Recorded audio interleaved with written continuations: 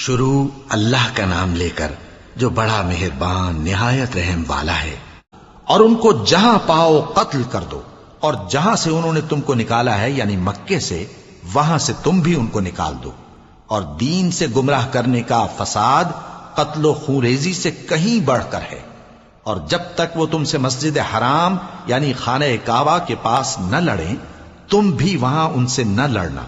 ہاں اگر وہ تم سے لڑیں تو تم ان کو قتل کر ڈالو، کافروں کی یہی سزا ہے۔ پھر اگر وہ باز آ جائیں تو اللہ بخشنے والا ہے، رحم کرنے والا ہے۔ اور ان سے اس وقت تک لڑتے رہنا کہ فساد نابود ہو جائے اور ملک میں اللہ ہی کا دین غالب ہو جائے۔ پھر اگر وہ فساد سے باز آ جائیں تو ظالموں کے سوا کسی پر زیادتی نہیں کرنی چاہیے۔ ادب کا مہینہ ادب کے مہینے کے مقابل ہے، اور ادب کی چیزیں ایک دوسرے کا بدلہ ہیں۔ پس اگر کوئی تم پر زیادتی کرے تو جیسی زیادتی وہ تم پر کرے ویسی ہی تم اس پر کرو۔ اور اللہ سے ڈرتے رہو اور جان رکھو کہ اللہ ڈرنے والوں کے ساتھ ہے۔ اور اللہ کی راہ میں مال خرچ کرو اور اپنے آپ کو ہلاکت میں نہ ڈالو، اور نیکی کرو، بے شک اللہ نیکی کرنے والوں کو دوست رکھتا ہے۔ اور اللہ کی خوشنودی کے لیے حج اور عمرے کو پورا کرو، اور اگر راستے میں روک لیے جاؤ تو جیسی قربانی میسر ہو کر دو، اور جب تک قربانی اپنے مقام پر نہ پہنچ جائے سر نہ منڈاؤ۔ اور اگر کوئی تم میں بیمار ہو یا اس کے سر میں کسی طرح کی تکلیف ہو تو اگر وہ سر منڈا لے تو اس کے بدلے روزے رکھے یا صدقہ دے یا قربانی کرے۔ پھر جب تکلیف دور ہو کر تم مطمئن ہو جاؤ تو جو تم میں حج کے وقت تک عمرے سے فائدہ اٹھانا چاہے وہ جیسی قربانی میسر ہو کرے۔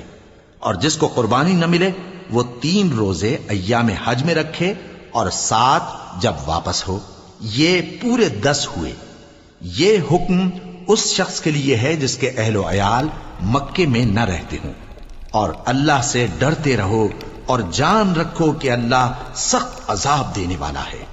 حج کے مہینے معین ہیں جو معلوم ہیں، تو جو شخص ان مہینوں میں حج کی نیت کر لے تو حج کے دنوں میں نہ عورتوں سے اختلاط کرے، نہ کوئی برا کام کرے اور نہ کسی سے جھگڑے۔ اور جو نیک کام تم کرو گے وہ اللہ کو معلوم ہو جائے گا۔ اور زاد راہ یعنی رستے کا خرچ ساتھ لے جاؤ، کیونکہ بہترین زاد راہ پرہیزگاری ہے۔ اور اے اہل عقل، مجھی سے ڈرتے رہو، اس کا تمہیں کچھ گناہ نہیں کہ حج کے دنوں میں بذریعہ تجارت اپنے پروردگار سے روزی طلب کرو۔ اور جب عرفات سے واپس ہونے لگو تو مشعر حرام یعنی مزدلفہ میں اللہ کا ذکر کرو، اور اس طرح ذکر کرو جس طرح اس نے تم کو سکھایا، اور اس سے پیشتر تم لوگ ان طریقوں سے محض ناواقف تھے۔ پھر جہاں سے اور لوگ واپس ہوں وہیں سے تم بھی واپس ہو، اور اللہ سے بخشش مانگو، بے شک اللہ بخشنے والا ہے، رحمت کرنے والا ہے۔ پھر جب حج کے تمام ارکان پورے کر چکو تو مینا میں اللہ کو یاد کرو جس طرح اپنے باپ دادا کو یاد کیا کرتے تھے، بلکہ اس سے بھی زیادہ۔ اور بعض لوگ ایسے ہیں جو اللہ سے التجا کرتے ہیں کہ اے پروردگار ہم کو جو دینا ہے دنیا ہی میں دے دے، اور ایسے لوگوں کا آخرت میں کچھ حصہ نہیں۔